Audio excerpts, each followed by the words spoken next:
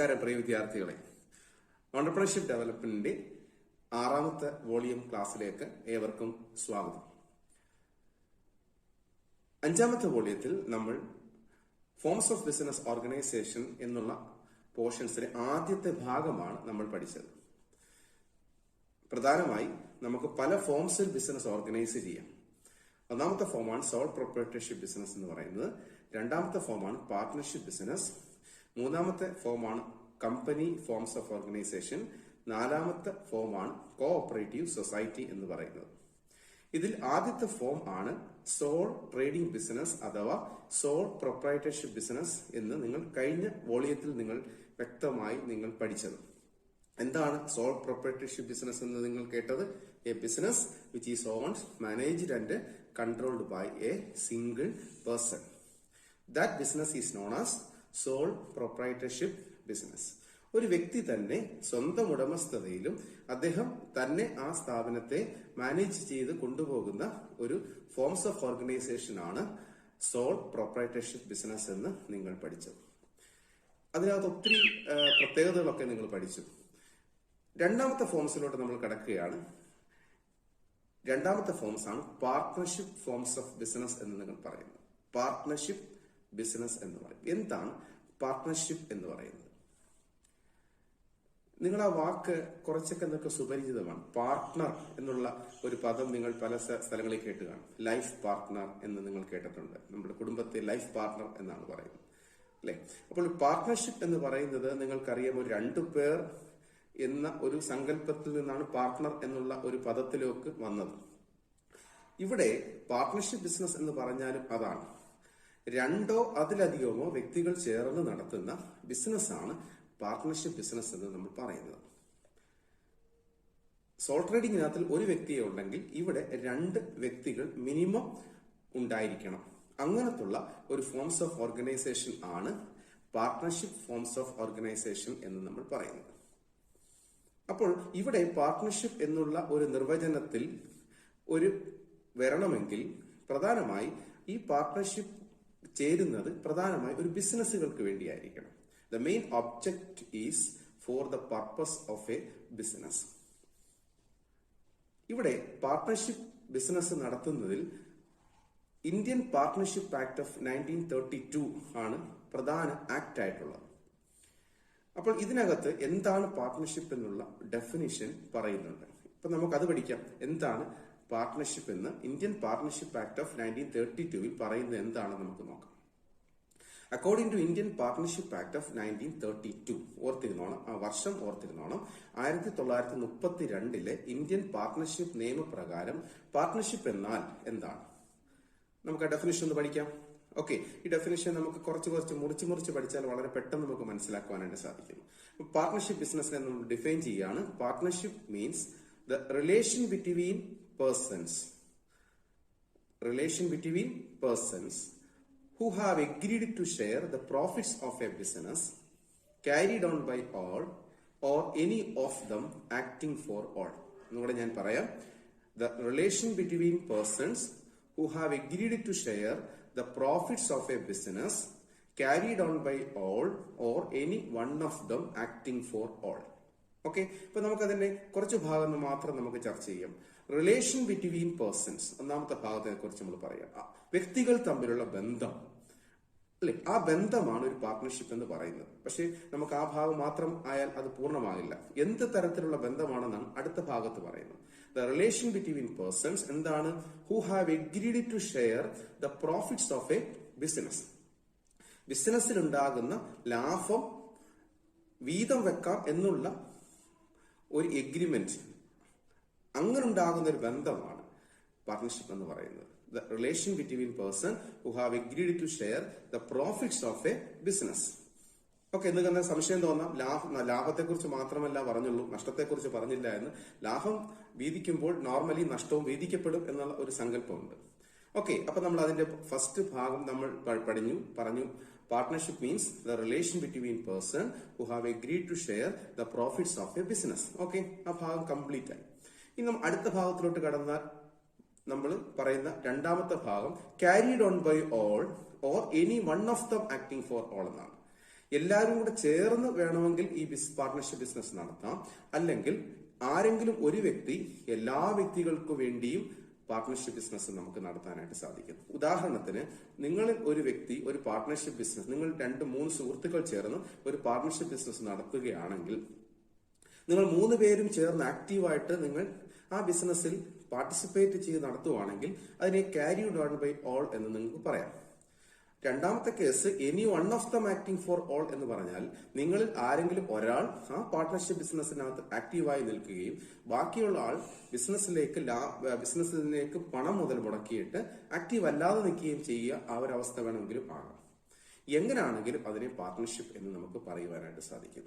Okay, അപ്പൊ definition നമ്മൾ പറഞ്ഞു കഴിഞ്ഞു. നിങ്ങൾക്ക് മനസ്സിലായെന്ന് പ്രതീക്ഷിക്കുന്നു. ഞാൻ ഒന്നും കൂടെ പറയുമ്പോഴത്തേക്കും ക്ലിയർ ആവും. According to Indian Partnership Act of 1932, partnership is the relation between persons who have agreed to share the profits of a business carried on by all or any one of them acting for all.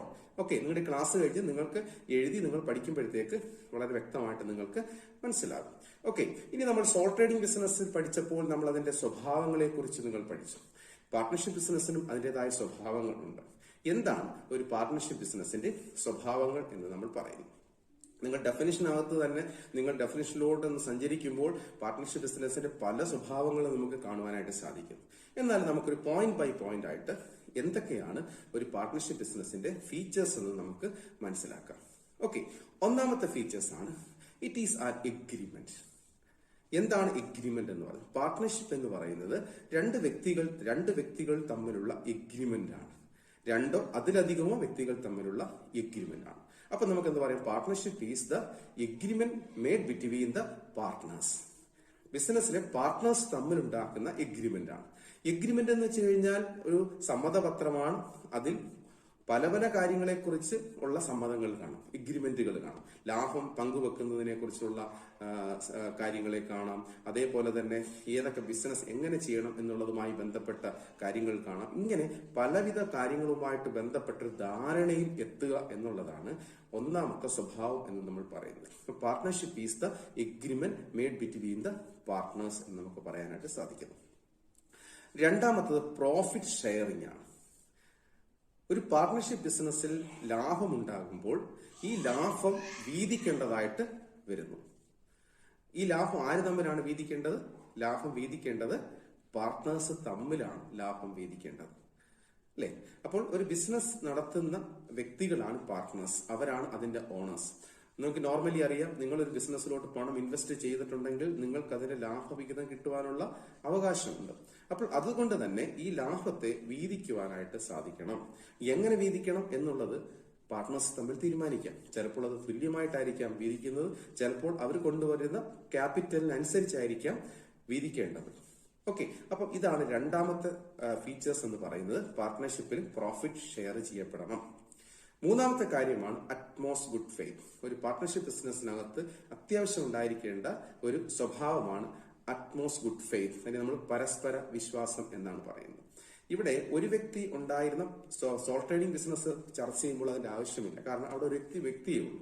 ഒന്നിലധികം വ്യക്തികൾ ഒരു ബിസിനസ്സിലോട്ട് കടന്നു വരുമ്പോൾ അവിടെ ഉണ്ടാകേണ്ടതാണ് ഈ പരസ്പര വിശ്വാസം എന്ന് പറയുന്നത്. എന്താണ് അറ്റ്മോസ് ഗുഡ് ഫെയ്ത്ത് എന്ന് വെച്ച് കഴിഞ്ഞാൽ it's a mutual trust and confidence between the partners. Partners തമ്മിൽ അങ്ങോട്ടും ഇങ്ങോട്ടും പരസ്പരം വിശ്വാസം ഉണ്ടായിരിക്കണം.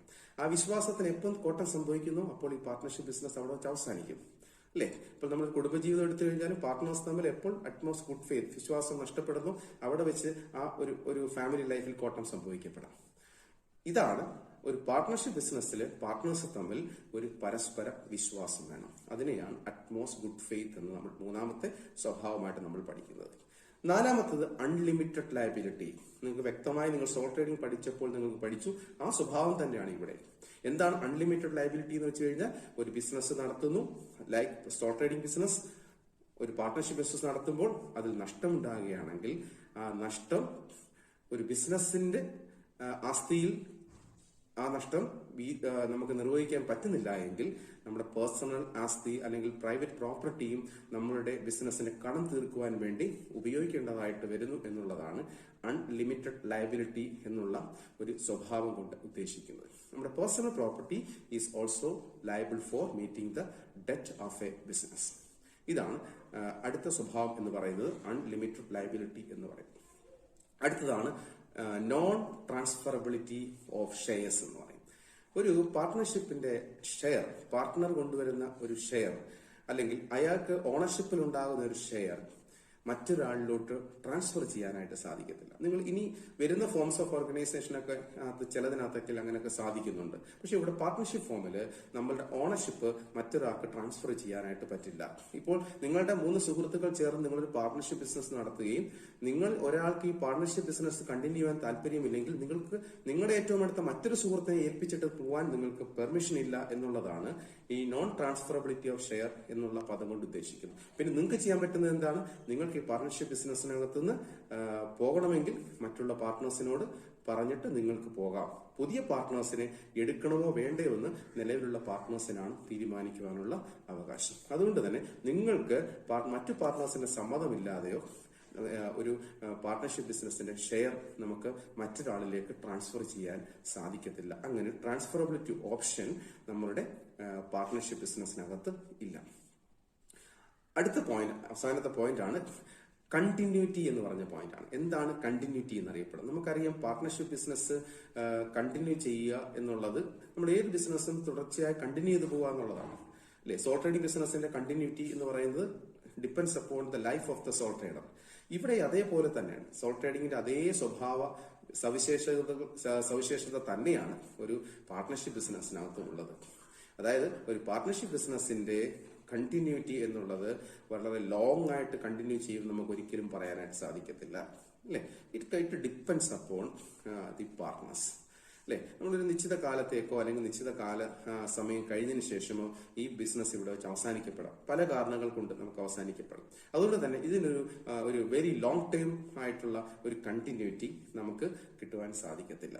ഓക്കെ, നമ്മൾ 6 പോയിന്റ്സുകളാണ് നമ്മൾ ഫീച്ചേഴ്സ് ആയിട്ട് നിങ്ങൾ പഠിച്ചത്. ഓർത്തിരിക്കുക. ഒന്നാമത്താണ് എഗ്രിമെന്റ്, അല്ലെ? In partnership there must be an agreement between the partners. രണ്ടാമത്തെ profit sharing. The profits of the partnership business is shared among the partners in an agreed ratio. മൂന്നാമത് നമ്മൾ പറഞ്ഞത് utmost good faith. There must be mutual trust and confidence between the partners. Unlimited liability means the liability of partners is unlimited. That means the personal property of the personal property of the partner is also used for meeting the business debt. അതേപോലെ തന്നെ non transferability of share. The shares of the അല്ലെങ്കിൽ the partners cannot share its right to another persons, അല്ലെ? അടുത്ത് നമ്മൾ പറയുന്നത് continuity. The continuity depends upon the will of the partners. Okay, ഇതാണ് നമ്മൾ partnership ബിസിനസിന്റെ ഫീച്ചേഴ്സ് ആയിട്ട് നിങ്ങൾ പഠിക്കുന്നത്. രണ്ടാമത്തെ പോർഷനായിട്ട് നമ്മൾ പഠിക്കുന്നതാണ് രജിസ്ട്രേഷൻ ഓഫ് പാർട്ട്ണർഷിപ്പ് ഫോം. അപ്പോൾ ഒരു ചോദ്യം നമ്മുടെ മുമ്പിലുണ്ട്, പാർട്ട്ണർഷിപ്പിന്റെ രജിസ്ട്രേഷൻ നിർബന്ധമാണോ എന്നുള്ളത്. Is it compulsory to register a partnership form?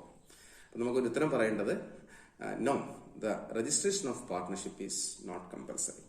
അപ്പോൾ എന്തുകൊണ്ടാണ് ഈ രജിസ്ട്രേഷൻ ചെയ്യണമെന്ന് ഒരു വ്യക്തിയോട് ആവശ്യപ്പെടുന്നതെന്ന് പറയുമ്പോൾ, ഈ registered partnership business have some positive effects ഉണ്ടാകും. അതാണ് അതിന്റെ പ്രധാനപ്പെട്ട കാരണം. ഒരു രജിസ്റ്റർ ചെയ്യുന്നതാണ് എപ്പോഴും നല്ലത്. ഏതൊരു എഗ്രിമെന്റുകളും രജിസ്റ്റർ ചെയ്യുന്നതാണ് ഏറ്റവും ഉചിതം എന്ന് നമുക്ക് പറയാൻ പറ്റും. കാരണം അവിടെ മറ്റു ചില തർക്കങ്ങളും മറ്റു ചില വിഷയങ്ങളും വരുമ്പോൾ അതൊരു നിയമപരമായ ഒരു നിലനിൽപ്പിന് വേണ്ടി ഒരു രജിസ്ട്രേഷൻ എപ്പോഴും അത്യാവശ്യമാണ്. അപ്പോൾ നമുക്ക് എപ്പോഴും രജിസ്റ്റേർഡ് പാർട്ട്ണർഷിപ്പ് ഫോംസിനെ കുറിച്ച് നമ്മൾ ചർച്ച ചെയ്യുമ്പോൾ എങ്ങനെയാണ് നമ്മൾ ഈ ഒരു പാർട്ട്ണർഷിപ്പ് ഫോം രജിസ്റ്റർ ചെയ്യപ്പെടുന്നത് എന്നുള്ളതാണ് നമ്മൾ പഠിക്കാൻ പോകുന്നത്. ഒരു കാര്യം നിങ്ങൾ ആലോചിക്കുക, ഒരു പാർട്ട്ണർഷിപ്പ് ഫോമിൽ മിനിമം 2 പേരാണ് ആവശ്യമായിട്ട് വരുന്നത്. പരമാവധി നിങ്ങൾ 20 പേരായിരുന്നു, അല്ലെങ്കിൽ 10, 20 എന്നുള്ള തരത്തിലായിരുന്നു. ബാങ്കിങ് കൺസേൺ 10ഉം ട്രേഡിംഗ് കൺസേൺ 20ഉം എന്നുള്ള തരത്തിലായിരുന്നു പരമാവധി അംഗങ്ങളെങ്കിൽ, ഇപ്പോൾ ഏറ്റവും പുതുക്കിയ മാനദണ്ഡ പ്രകാരം ഒരു പാർട്ട്ണർഷിപ്പ് ബിസിനസ്സിനകത്തിൽ പരമാവധി 100 പേർക്ക് വരെ അംഗങ്ങളാകാനായിട്ട് പറ്റുന്നു. അപ്പൊ minimum number required to form a partnership is 2 ആണ്. മാക്സിമം എന്ന് പറയുന്നത് 100 ആണ്. ഓക്കെ, ഇനി രജിസ്ട്രേഷൻ പ്രൊസീജിയറിനാണ് എങ്ങനെയാണ് നിങ്ങൾക്കൊരു പാർട്ണർഷിപ്പ് ഫോം രജിസ്റ്റർ ചെയ്യാനാണ് നിങ്ങളുടെ ആഗ്രഹമെങ്കിൽ എങ്ങനെയാണ് ഒരു പാർട്ണർഷിപ്പ് ഫോം രജിസ്റ്റർ ചെയ്യപ്പെടുന്നത് നമുക്ക് നോക്കാം. ഒന്നാമത്തെയാണ് യു ഹാവ് ആൻ ആപ്ലിക്കേഷൻ. നിങ്ങൾ ഏതൊരു സാധനം രജിസ്റ്റർ ചെയ്യണമെങ്കിൽ, നിങ്ങളുടെ എക്സാമിനേഷൻ രജിസ്റ്റർ ചെയ്യണമെങ്കിൽ ദർ ഇസ് എൻ ആപ്ലിക്കേഷൻ. അല്ലെ, സിമിലർ കേസാണ് ഇവിടെയും. ഒരു പാർട്ണർഷിപ്പ് ഫോം രജിസ്റ്റർ ചെയ്യണമെങ്കിൽ ഒരു ആപ്ലിക്കേഷൻ നിങ്ങൾക്ക് സൈൻ ചെയ്യണം. എ സൈൻഡ് ആപ്ലിക്കേഷൻ എന്ന് പറയാം.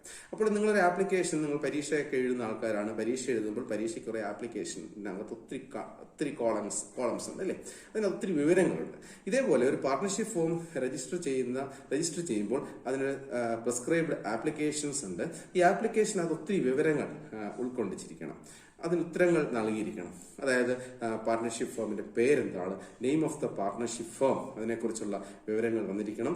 പാർട്ട്നേഴ്സിന്റെ അഡ്രസ് ഏതൊക്കെയാണ്, അതുമായിട്ട് ബന്ധപ്പെട്ട വിവരങ്ങൾ കാണിച്ചിരിക്കണം. നിങ്ങൾ ചെയ്യുന്ന ബിസിനസ് ഏതൊക്കെയാണ്, അതുമായിട്ട് ബന്ധപ്പെട്ട വിവരങ്ങൾ കാണിച്ചിരിക്കണം. ഇതിന്റെ പ്ലേസ് ഓഫ് പാർട്ണർഷിപ്പ് ബിസിനസ്, നിങ്ങൾ എവിടെ വെച്ചാണ് ഒരു പാർട്ണർഷിപ്പ് ബിസിനസ് തുടങ്ങുവാനായിട്ട് ആഗ്രഹിക്കുന്നത്, അങ്ങനത്തുള്ള വിവരങ്ങൾ കണ്ടിരിക്കണം.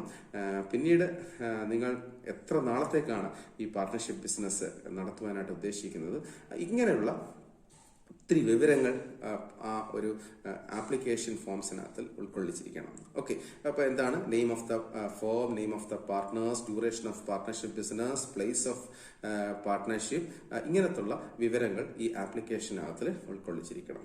Okay, രണ്ടാമതാണ് application fee. അപ്പൊ നിങ്ങൾക്ക് പറയാം, നിങ്ങൾക്കും നിങ്ങൾ പരീക്ഷയുടെ സിറ്റുവേഷൻ എടുക്കുമ്പോൾ നിങ്ങൾക്കറിയാം അവിടെ നിങ്ങൾക്കൊരു ഫീ അടയ്ക്കാനുണ്ട്. ഇതേപോലെ ഒരു പാർട്ണർഷിപ്പ് ഫോം രജിസ്റ്റർ ചെയ്യണമെങ്കിൽ ഒരു പ്രിസ്ക്രൈബ്ഡ് ആയിട്ടുള്ള ഫീ ഉണ്ടായിരിക്കും. ഓക്കെ, ഒരു ഫീസും കൂടെ അടയ്ക്കണം. മൂന്നാമത്തത് വേണ്ടുന്ന ഡിക്ലറേഷൻ ആണ്, ഇൻ പ്രിസ്ക്രൈബ്ഡ് ഫോർമാറ്റ്. ഒരു പ്രസ്താവന നിങ്ങൾ നടത്തിയിരിക്കണം അല്ലെ. ഒരു പാർട്ണർഷിപ്പ് ബിസിനസ് നടത്തുമ്പോൾ അതിനകത്തിലെ നിങ്ങൾ ഒരു എത്രത്തോളം കാര്യങ്ങളെ വ്യക്തമായി ചെയ്യാൻ വേണ്ടി നിങ്ങൾക്കൊരു ഡിക്ലറേഷൻ അത്യാവശ്യമാണ് അല്ലെ, ഒരു പ്രസ്താവന. ഈ പാർട്ട്നേഴ്സ് എല്ലാം ഒരു ഡിക്ലറേഷൻ ഫോമിൽ നിങ്ങൾ സൈൻ ചെയ്തിരിക്കണം. ഓക്കെ, പിന്നെ പാർട്ണർഷിപ്പ് ഡീഡ് എന്ന് പറഞ്ഞ് നിങ്ങൾക്ക് ആ ഒരു ആപ്ലിക്കേഷനോട് കൂടി സബ്മിറ്റ് ചെയ്യേണ്ട ഏറ്റവും അതിപ്രധാനമായ ഒരു രേഖയാണ് പാർട്ണർഷിപ്പ് ഡീഡ് എന്ന് പറയുന്നത്. എന്താണ് partnership deed? Is the agreement made between the partners. നമ്മൾ ഫീച്ചേഴ്സിനകത്ത് തന്നെ പറഞ്ഞായിരുന്നു, പാർട്ണർഷിപ്പിനകത്ത് എഗ്രിമെന്റ് വേണമെന്ന് പറഞ്ഞായിരുന്നു. ഈ ഒരു എഗ്രിമെന്റിനെ പറയുന്ന പേരാണ് പാർട്ണർഷിപ്പ് ഡീഡ് അല്ലെ. അപ്പം partnership deed is an agreement made between the partners. ആ എഗ്രിമെന്റ് പറയുന്ന പേരാണ് പാർട്ണർഷിപ്പ് ഡീഡ് എന്ന് പറയാം.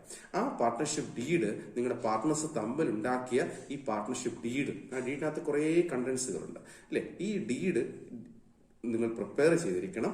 ആ പ്രിപ്പയർ ചെയ്ത ഡീഡിന്റെ ഒരു കോപ്പി കൂടി നിങ്ങൾ രജിസ്ട്രേഷൻ സമയത്ത് സബ്മിറ്റ് ചെയ്തിരിക്കണം. പിന്നെ ലാൻഡുമായി ബന്ധപ്പെട്ട അനുബന്ധമായ സർട്ടിഫിക്കേഷൻസ്, ഇങ്ങനത്തുള്ള കാര്യങ്ങളെല്ലാം, ബിസിനസ്സുമായി ബന്ധപ്പെട്ട കാര്യങ്ങളെല്ലാം കൂടെ ഫുൾഫിൽ ചെയ്ത് കഴിയുമ്പോഴാണ് നിങ്ങൾക്ക് രജിസ്ട്രേഷൻ ലഭിക്കുന്നത്. പ്രധാനമായി ഒരു പാർട്ണർഷിപ്പ് ഫോം രജിസ്റ്റർ ചെയ്യുന്നതിന് വേണ്ടുന്ന കാര്യങ്ങളാണ് നമ്മൾ പറഞ്ഞത്. ഒന്ന്, സൈൻ ആപ്ലിക്കേഷൻ ഫോം. ആപ്ലിക്കേഷൻ ഫോമിനകത്ത് വിവരങ്ങൾ നൽകിയിരിക്കണം. നിങ്ങൾ പിന്നെ രജിസ്ട്രേഷൻ ഫീ അടച്ചിരിക്കണം. മൂന്നാമത്, ഡിക്ലറേഷൻ നിങ്ങൾ സബ്മിറ്റ് ചെയ്തിരിക്കണം. പാർട്ണർഷിപ്പ് ഡീഡിന്റെ കോപ്പി നിങ്ങൾ സബ്മിറ്റ് ചെയ്തിരിക്കണം. ഇത് നിങ്ങൾ രജിസ്ട്രാർക്ക് സബ്മിറ്റ് ചെയ്യുമ്പോൾ ഇത് നിങ്ങളുടെ ഈ partnership form Indian partnership act of 1932 പ്രകാരം വാലിഡ് ആണ്, അല്ലെങ്കിൽ അത് എല്ലാ ഗൈഡ് ലൈൻസും ഫോളോ ചെയ്തു എന്ന് പൂർണ്ണമായി ബോധ്യപ്പെട്ടു കഴിഞ്ഞാൽ രജിസ്ട്രാർക്ക് നിങ്ങൾക്ക് ഒരു പാർട്ണർഷിപ്പിന് രജിസ്ട്രേഷൻ ഗ്രാന്റ് ചെയ്യും. ഇതാണ് രജിസ്ട്രേഷന്റെ പ്രൊസീജിയർ എന്ന് പറയുന്നത്. ഓക്കെ, നമ്മൾ പാർട്ണർഷിപ്പിനകത്തിലെ 3 കാര്യങ്ങളാണ് പഠിച്ചത്. എന്താണ് പാർട്ണർഷിപ്പ് എന്നുള്ളത്, ഡെഫിനിഷൻ ഓഫ് പാർട്ണർഷിപ്പ്. രണ്ടാമത്തത് നിങ്ങൾ പഠിച്ചത് ഫീച്ചേഴ്സ് ഓഫ് പാർട്ണർഷിപ്പ്. 6 ഫീച്ചേഴ്സ് ആണ് നിങ്ങൾ പാർട്ണർഷിപ്പിനകത്ത് നിങ്ങൾ പഠിച്ചത്. ഒന്നാമത്തെ അറിയാമല്ലോ, എഗ്രിമെന്റ് ആണ്. 2, profit sharing. 3, Atmos good faith. 4, unlimited liability. 5, non transferability of shares. 6, continuity. പിന്നെ അവസാനമായി നമ്മളിപ്പോൾ പഠിച്ചു നിർത്തിയത് പാർട്ണർഷിപ്പ് ഫോം രജിസ്റ്റർ ചെയ്യുന്നതിനുള്ള നടപടിക്രമങ്ങൾ. നിങ്ങൾക്ക് എല്ലാവർക്കും മനസ്സിലായി എന്ന് വെക്കുന്നു. ക്ലാസ് ശ്രദ്ധിക്കുക, നന്നായിട്ട് വായിച്ചു നോക്കുക, നന്നായിട്ട് പഠിക്കുക.